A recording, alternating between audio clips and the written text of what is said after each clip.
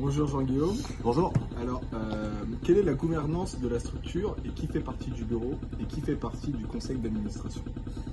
Donc la gouvernance de l'US Concarneau est composée d'un bureau SAS et d'un bureau association. Donc la SAS, c'est tout ce qui est la structure professionnelle et l'association, c'est la structure amateur. Dans le bureau, donc, on retrouve forcément le président, ses vice-présidents et les membres. Donc souvent les membres ont aussi une activité à côté, c'est-à-dire qu'il y a le secrétaire, le trésorier, le vice-président jeune, l'événement, les bénévoles. Donc le but du jeu, c'est que le bureau soit fort, parce que c'est eux aujourd'hui qui dirigent le club. Donc nous sur les Concarneau, on a un bureau de 13 personnes sur l'association, et sur la SAS, c'est un bureau de 7 personnes. Ok. Concernant les salariés, y a-t-il des salariés et quelles ressources qui permettent d'assurer la masse salariale? Aujourd'hui, on est sur une association, l'US Concarneau, depuis 1911, sur une association à but non lucratif de loi 1901. Il faut savoir qu'on a tout type de contrat, donc c'est ça aussi la richesse d'une association, c'est qu'il y a du CDI, il y a du CDD, il y a de l'alternance, il y a du service civique, il y a du CAP du foot en lien avec la Fédé. Donc on utilise toutes les ressources aujourd'hui pour récupérer aussi le maximum d'aide. Donc il y a, sur l'alternance, il y a l'aide aussi qui va être majorée en fonction de l'âge. Sur le service civique, on est éligible aussi. Sur le CAP du foot, on est éligible aussi. Donc il y a les contrats type précaires que je viens d'énumérer. Et après, vous avez les contrats purs type CDD, CDI qu'on retrouve aussi dans les entreprises privées.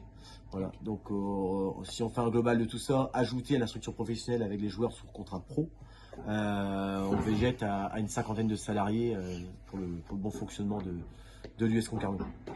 Très bien. Concernant les ressources financières, quelles sont les recettes de la structure?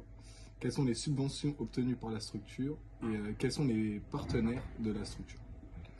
Donc les recettes de la structure, du coup ça va rejoindre la question. Il y a trois types de recettes. Vous avez les recettes liées à l'activité du club, donc c'est tout ce qui va être les recettes liées à la boutique, la billetterie, les soirs de match, avec tout ce qui est l'aspect buvette et restauration. Donc ça c'est une partie. Il y a la partie aussi événementielle où le club organise des événements, type des tournois ou une poissonnade, donc ça fait entrer de l'argent. Le deuxième type, ça va être le mécénat.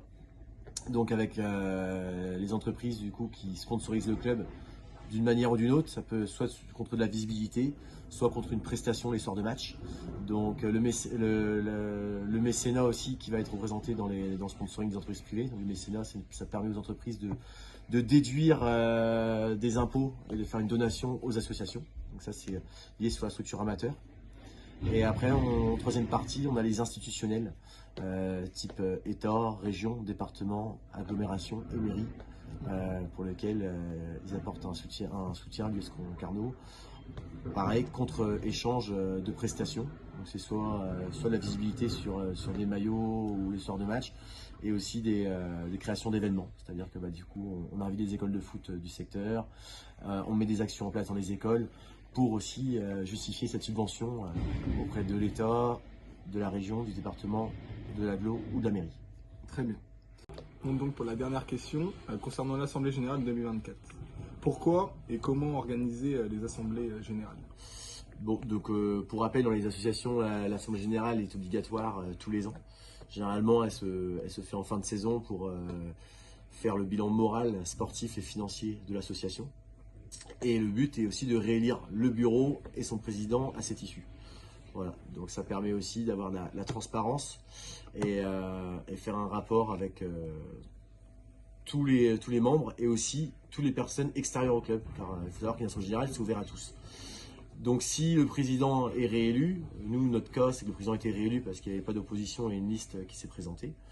Par contre, si dans le cas contraire, il y a une liste qui souhaite se présenter, du coup, il y a un vote qui permet aussi de choisir soit une équipe ou une autre. Voilà. Mais dans toutes les associations, c'est la règle de base. Donc, ça permet aussi de valider les comptes, valider le bureau pour repartir sur une année supplémentaire. Très bien. Je te remercie. De rien. Alors Pierrick, quel est ton rôle dans la structure? Alors mon rôle est essentiellement de coordonner tous les pôles de la structure. Voilà, ça va de la préformation à la formation jusqu'au groupe senior. C'est d'essayer de mettre au mieux ces pôles dans les meilleures conditions possibles, voilà, tout simplement. Et quelles sont les missions que tu dois assurer, notamment au-delà de l'entraînement?